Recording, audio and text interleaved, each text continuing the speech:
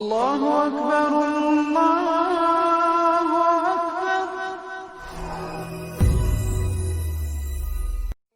اور یاد کرو جب ہم نے آپ کی طرف جنوں کے ایک گروہ کو متوجہ کیا کہ وہ قرآن سنے، پس جب نبی کے پاس پہنچ گئے تو ایک دوسرے سے کہنے لگے خاموش ہو جاؤ۔ پھر جب تلاوت ختم ہو گئی تو اپنی قوم کو خبردار کرنے کے لیے واپس لوٹ گئے، کہنے لگے اے ہماری قوم، ہم نے یقیناً وہ کتاب سنی ہے جو موسیٰ کے بعد نازل کی گئی ہے، جو اپنے سے پہلی کتابوں کی تصدیق کرنے والی ہے، جو سچے دین اور راہ راست کی طرف راہبری کرتی ہے۔ اے ہماری قوم، اللہ کے بلانے والے کا کہا مانو، اس پر ایمان لاؤ تو اللہ تمہارے گناہ بخش دے گا اور تمہیں المناک عذاب سے پناہ دے گا۔ اس موقع پر جن آپ کے سامنے نہیں آئے تھے، نہ آپ نے ان کی آمد کو محسوس کیا تھا، بلکہ بعد میں اللہ نے وحی کے ذریعے سے آپ کو ان کے آنے اور قرآن سننے کی خبر دی۔ اس کے بعد تو جنوں کے پے در پے وفود حاضر ہونے لگے اور آپ سے ان کی آمنے سامنے ملاقاتیں ہوتی رہیں۔ چند روز بعد رسول اللہ صلی اللہ علیہ وسلم نخلا سے نکل کر مکہ معظمہ روانہ ہوئے۔ آپ کو اللہ کی طرف سے کشادگی اور فراخی کی امید تھی، جبکہ قریش کی طرف سے شر اور گرفت کا ڈر بھی تھا، اس لیے آپ نے احتیاط فرمائی۔ مکہ معظمہ کے قریب پہنچ کر ہیرا میں ٹھہر گئے اور اخنس بن شریک کے پاس ایک آدمی بھیجا کہ وہ آپ کو پناہ دے، مگر اس نے معذرت کر لی کہ وہ حلیف ہے اور حلیف پناہ نہیں دے سکتا۔ پھر آپ نے سہیل بن عمرو کے پاس یہی پیغام بھیجا، مگر اس نے بھی یہ کہہ کر معذرت کر لی کہ اس کا تعلق بنی عامر سے ہے اور ان کی پناہ بنو کعب پر لاگو نہیں ہوتی۔ اب آپ نے مطعم بن عدی کو پیغام بھیجا۔ مطعم کا دادا نوفل بن عبد مناف نبی اکرم صلی اللہ علیہ وسلم کے جد اعلیٰ ہاشم بن عبد مناف کا بھائی تھا، اور عبد مناف قبیلہ قریش کی سب سے معزز شاخ تھی۔ چنانچہ مطعم نے جواب میں ہاں کر دی اور خود اپنے بیٹوں کے ساتھ ہتھیار بند ہو گیا اور آپ کو بلوا بھیجا۔ آپ تشریف لائے، مسجد حرام میں داخل ہوئے، پہلے خانہ کعبہ کا طواف کیا، پھر 2 رکعت نماز ادا کی، اس کے بعد گھر تشریف لے گئے۔ اس دوران میں مطعم بن عدی اور اس کی اولاد نے مسلح حالت میں آپ کو اپنے گھیرے میں لیے رکھا، اور مطعم نے قریش میں اعلان کیا کہ اس نے محمد صلی اللہ علیہ وسلم کو پناہ دے رکھی ہے۔ قریش نے اس کی اس پناہ کو منظور کیا۔ رسول اللہ صلی اللہ علیہ وسلم کا معمول تھا کہ جب حج کا زمانہ آتا اور قبائل عرب مکہ معظمہ کے قرب و جوار میں اترتے تو آپ ایک ایک قبیلے کے پاس جاتے، اسلام کی تبلیغ فرماتے، میلوں میں جا کر بھی واعظ فرماتے، قبائل کا دورہ بھی کرتے۔ طائف سے واپس آ کر آپ نے تبلیغی سرگرمیوں کا دائرہ وسیع کر دیا۔ آپ مختلف قبائل کے محلوں میں جاتے یا مکہ سے باہر چلے جاتے، اور کہیں نہ جا پاتے تو راستوں میں کھڑے ہو جاتے، جو مسافر بھی مل جاتا اسے اللہ کا پیغام سناتے۔ آپ کی تبلیغی کوششوں سے جہاں عام آدمیوں نے اسلام قبول کیا، وہاں اثر و رسوخ رکھنے والے خواص نے بھی اس نعمت کو حاصل کیا۔ ان میں سے چند نام یہ ہیں۔ سوید بن صامت رضی اللہ عنہ، یہ انصار مدینہ کے قبیلہ خزرج سے تعلق رکھتے تھے، شاعری اور جنگ میں نمایاں تھے، امثال لقمان کے حافظ تھے، یعنی سابقہ آسمانی صحیفے کے حافظ تھے۔ یہ جب مدینہ منورہ واپس پہنچے تو جنگ بؤاس چھڑ گئی اور اسی میں قتل کر دیے گئے۔ یہ مدینے کے پہلے نوجوان تھے جو آپ کی دعوت سے متاثر ہوئے۔ ایاس بن معاذ رضی اللہ عنہ، مدینہ منورہ کے مشہور قبائل اوس اور خزرج کے خونریز مارکوں میں قبیلہ اوس کو شکست ہوئی، اور اوس کے معزز لوگ قریش مکہ کے پاس گئے کہ خزرج کے مقابلے میں انہیں اپنا حلیف بنا لیں۔ ایاس بن معاذ اس وفد کے رکن تھے۔ آپ صلی اللہ علیہ وسلم سے ملاقات کا شرف حاصل ہوا تو اسلام قبول کیے بغیر نہ رہ سکے۔ جب یہ واپس مدینے پہنچے تو ان کا انتقال ہو گیا۔ زماد ازدی رضی اللہ عنہ، یہ یمن کے باشندے اور قبیلہ ازد شنوا کے ایک فرد تھے۔ اہل عرب میں جھاڑ پھونک اور تعویذ گنڈے کے لیے مشہور تھے۔ انہیں کسی نے آپ کے بارے میں بتایا کہ آپ پر جنات کا اثر ہے تو یہ آپ کا علاج کرنے کی غرض سے مکہ آئے اور پہلی ہی ملاقات میں آپ کے ہاتھوں پر بیعت کر کے اسلام قبول کیا، پھر واپس یمن چلے گئے۔ طفیل بن عمرو دوسی رضی اللہ عنہ، یہ یمن کے قبیلے دوس کے سردار تھے۔ وہاں ان کی ایک طرح سے حکومت تھی، خود شاعر تھے، بہت ذہین تھے۔ مکہ میں ان کی آمد پر اہل مکہ نے شہر سے باہر نکل کر ان کا استقبال کیا۔ آپ سے ملاقات کا شرف حاصل ہوا۔ آپ نے اسلام کی تعلیمات سنائی، قرآن کریم کی بعض آیات کی تلاوت فرمائی۔ اللہ کے کلام کے اثر سے وہ بھی ایمان لے آئے۔ ابو ذر غفاری رضی اللہ عنہ یہ یثرب کے اطراف میں رہنے والے تھے۔ رسول اللہ صلی اللہ علیہ وسلم سے ملنے کی خواہش میں پیدل چل کر مکہ معظمہ پہنچے۔ سیدنا علی رضی اللہ عنہ کے ساتھ آپ کی خدمت میں پہنچے۔ آپ نے انہیں اسلام کی تلقین کی۔ ابو ذر اسی وقت مسلمان ہو گئے۔ آپ نے ان سے فرمایا، ابو ذر ابھی اس بات کو پوشیدہ رکھو اور اپنے علاقے میں واپس چلے جاؤ۔ جب تمہیں ہمارے ظہور کی خبر مل جائے تو موقع دیکھ کر آ جانا۔ سیدنا ابو ذر غفاری رضی اللہ عنہ نے عرض کیا، پہلے تو اس خیال سے اپنے مکہ آنے کا مقصد چھپایا تھا کہ کہیں دشمنوں کے ہاتھ نہ لگ جاؤں اور سیدھا آپ کی خدمت میں نہ پہنچ سکوں۔ اب کیا ڈر ہے، میں تو اب کفار کے درمیان اسلام کا اعلان کر کے ہی وطن جاؤں گا۔ چنانچہ ابو ذر غفاری رضی اللہ عنہ کعبے میں آئے۔ وہاں قریش موجود تھے۔ ان کے اجتماع میں بلند آواز سے کلمہ شہادت پڑھا۔ بس پھر کیا تھا، کفار پکار اٹھے، مارو اس بے دین کو۔ کفار چاروں طرف سے ان پر ٹوٹ پڑے، انہیں نیچے گرا لیا اور خوب مارا۔ سیدنا عباس رضی اللہ عنہ نے دیکھ لیا، پکار اٹھے، یہ تو قبیلہ غفار کا آدمی ہے، جہاں تم تجارت کے لیے جاتے ہو اور کھجوریں لاتے ہو، اگر یہ مر گیا تو تم تجارت کے لیے اس طرف نہیں جا سکو گے۔ یہ سن کر انہوں نے ابو ذر کو چھوڑ دیا۔ دوسرے دن وہ پھر خانہ کعبہ پہنچے اور بلند آواز سے کلمہ پڑھا۔ قریش نے پھر مارا۔ آخر چند روز بعد ابو ذر واپس اپنے گھر چلے گئے۔ یہ پہلے صحابی ہیں جنہوں نے اسلام کا کلمہ بلند آواز میں پڑھ کر خانہ کعبہ میں کفار سے مار کھائی اور اسلام کے لیے ہر سختی کو خوشی سے برداشت کیا۔ نبوت کے 11ویں سال موسم حج میں یعنی جولائی 620 عیسوی میں اسلام کو چند کارآمد بیج مل گئے۔ وہ دیکھتے ہی دیکھتے سرسبز و شاداب درخت بن گئے۔ ان کی لطیف اور گھنی چھاؤں میں بیٹھ کر مسلمانوں نے برسوں کے ظلم و ستم کی تپش سے نجات پائی، انہیں راحت نصیب ہوئی۔ ان حضرات کے نام یہ ہیں: اسعد بن زرارہ، اوف بن حارث بن رفاعہ، یہ اوف بن افرا کے نام سے مشہور تھے، رافع بن مالک بن عجلان، قطبہ بن عامر بن حدیدہ، عقبہ بن عامر بن نادی اور جابر بن عبداللہ بن ریاح۔ یہ لوگ 11 نبوت میں حج کے لیے آنے والوں کے ہمراہ آئے تھے۔ چنانچہ یہ لوگ مینا کی گھاٹی میں رات کے وقت باتیں کر رہے تھے کہ رسول اللہ صلی اللہ علیہ وسلم کا گزر اس طرف سے ہوا۔ آپ نے آواز سنی تو ان کا رخ کیا، ان کے نزدیک پہنچ کر فرمایا، آپ کون لوگ ہیں؟ وہ بولے، ہم قبیلہ خزرج کا ایک گروہ ہیں۔ آپ نے فرمایا، یعنی یہود کے حلیف؟ وہ بولے، ہاں، آپ ٹھیک سمجھے۔ اس پر آپ نے فرمایا، تو پھر کیوں نہ آپ حضرات سے بیٹھ کر کچھ بات چیت کی جائے؟ انہوں نے کہا، ضرور، کیوں نہیں، تشریف رکھیے۔ چنانچہ آپ صلی اللہ علیہ وسلم وہاں ان کے پاس بیٹھ گئے۔ آپ نے ان پر اسلام کی حقیقت واضح کی، قرآن کی تلاوت کی اور اللہ عز و جل کی طرف دعوت دی۔ اس پر انہوں نے ایک دوسرے سے حیران ہو کر کہا، دیکھو، یہ تو وہی نبی معلوم ہوتے ہیں جن کے حوالے سے یہود تمہیں دھمکیاں دیا کرتے ہیں، کہیں وہ اسلام لانے میں پہل نہ کر جائیں۔ چنانچہ ان حضرات نے فوراً ہی اسلام قبول کر لیا۔ پھر انہوں نے کہا، ہم اپنی قوم کو ایسی حالت میں چھوڑ کر آئے ہیں کہ کسی اور قوم میں ان جیسی دشمنی نہیں ہے، بس اگر اللہ تعالیٰ انہیں آپ پر اکٹھا کر دے تو ان کے لیے آپ سے معزز کوئی نہیں ہوگا۔ پھر انہوں نے وعدہ کیا، ہم دین کی دعوت دیں گے، آئندہ سال حج کے موقع پر پھر آپ سے ملاقات کریں گے۔ اور پھر جب یہ لوگ واپس مدینہ منورہ گئے تو اپنے ساتھ اسلام کا پیغام بھی لے گئے۔ چنانچہ وہاں گھر گھر اسلام کا چرچا ہونے لگا۔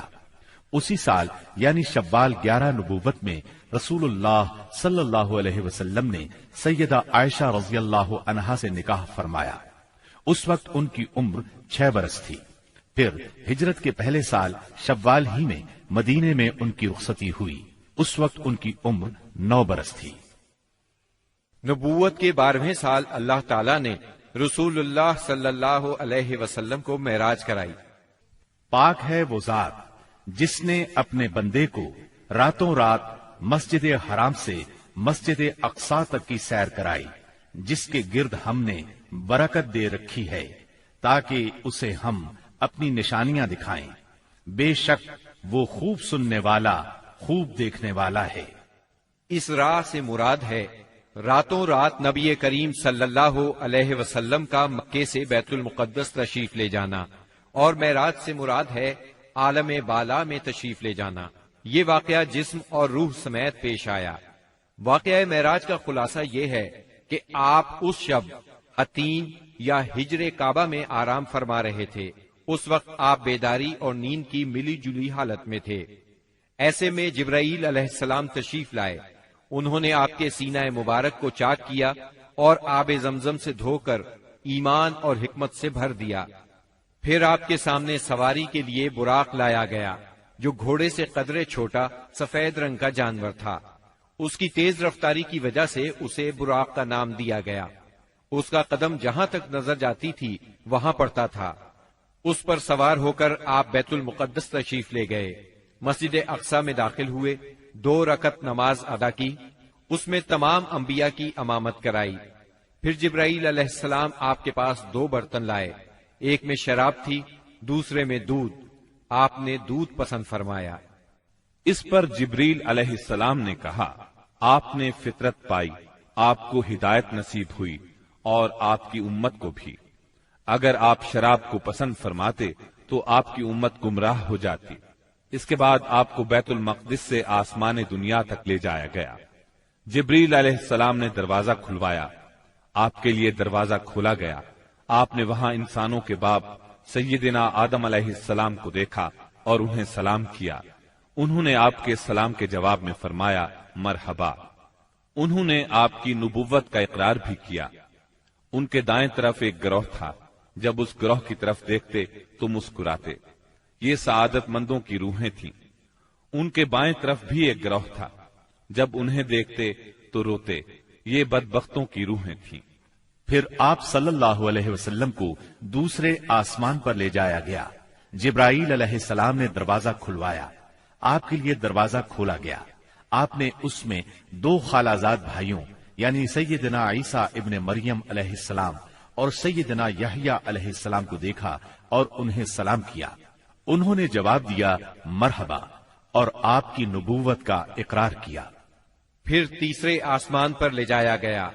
वहां आपने सैयदना यूसुफ अलैहिस्सलाम को देखा। उन्हें आधा हुस्न दिया गया था।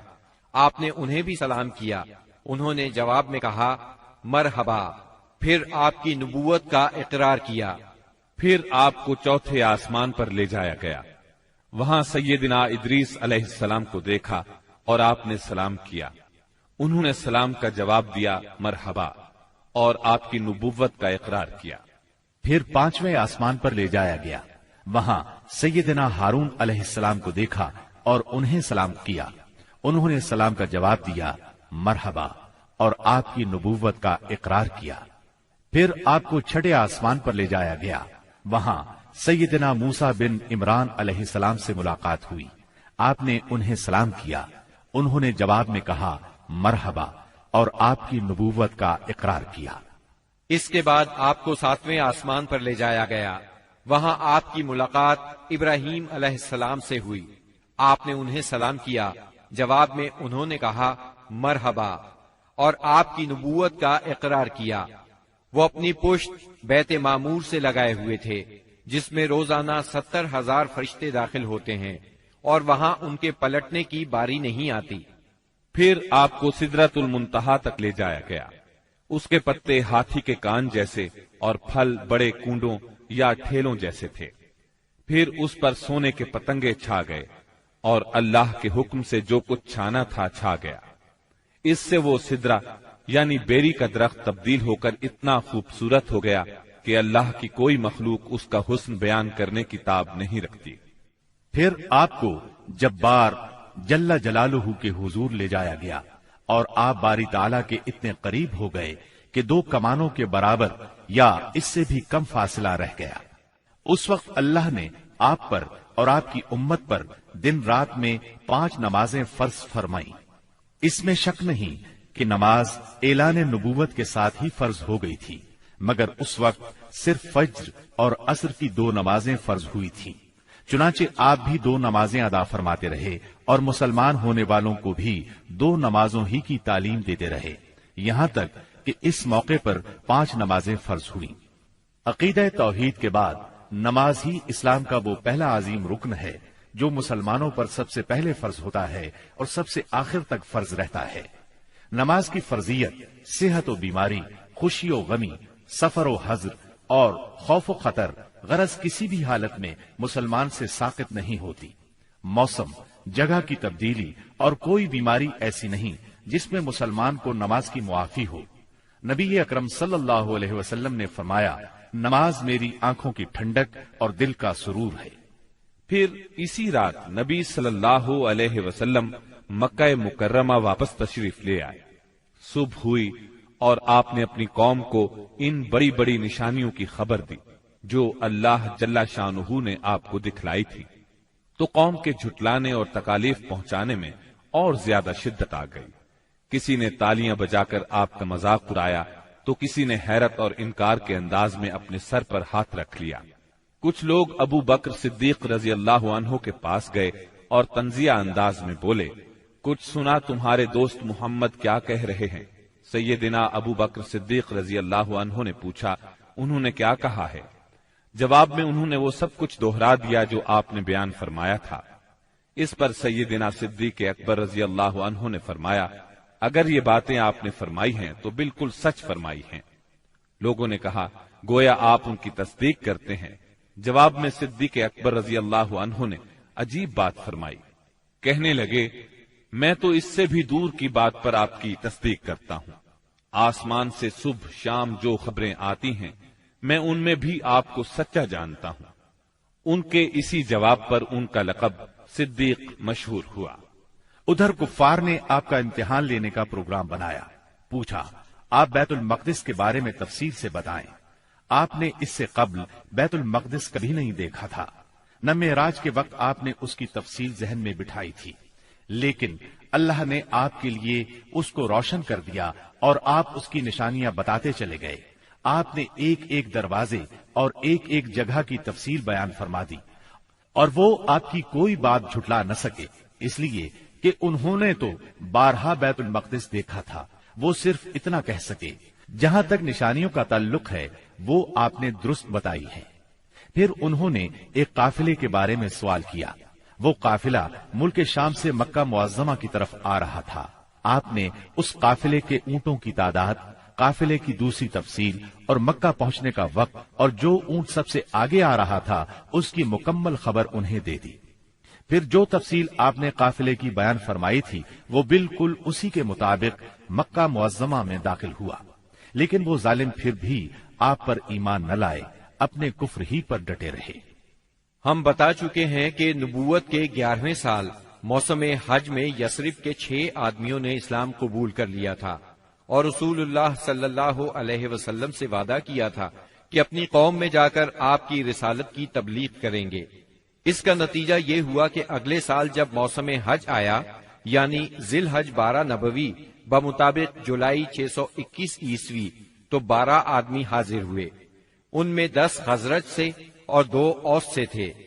خزرج کے 10 میں سے جابر بن عبداللہ بن ریعاب کو چھوڑ کر باقی 5 تو وہی تھے جو پچھلے سال آ چکے تھے، جبکہ نئے 5 یہ تھے: معاذ بن حارث یعنی معاذ بن افرا، زکوان بن عبد القیس، عبادہ بن سامت، یزید بن ثعلبہ، عباس بن عبادہ بن نزلہ، اور اوس کے 2 آدمی ابو الحسم بن التیہان اور اویم بن سائدہ تھے۔